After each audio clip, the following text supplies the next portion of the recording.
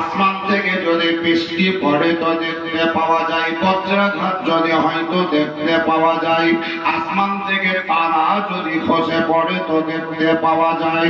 এ বাপজেরা মা এবং বোনেরা, আপনাদের গ্রামে কোন যদি লোক ঢোকে তো দেখতে পাওয়া যায়। পাগলা নদীর পানি ঘটছে না গড়ে না, পাগলা নদী ভর্তি হয়েছে না হয়নি, এটা দেখতে পাওয়া যায়। কিন্তু আল্লাহর তরফ থেকে যে বরকত অবতীর্ণ হয় এটা চোখে দেখতে পাওয়া যায় না, এটা স্পটে দেখতে পাওয়া যায় না। চলতে চলতে অনুভব করা হয়, বুঝতে পারা যায় নিশ্চয় আল্লাহর বরকত ছিল, না হলে এটা হতো না। নিশ্চয় আল্লাহর অনুদান ছিল, না হলে এটা হতো না। নবী মুস্তাফা বলেন আল্লাহর তরফ থেকে রহমত বর্ষিত হবে, আল্লাহর যে বরকত অবতীর্ণ হবে এটা কোনো মানুষ চামড়া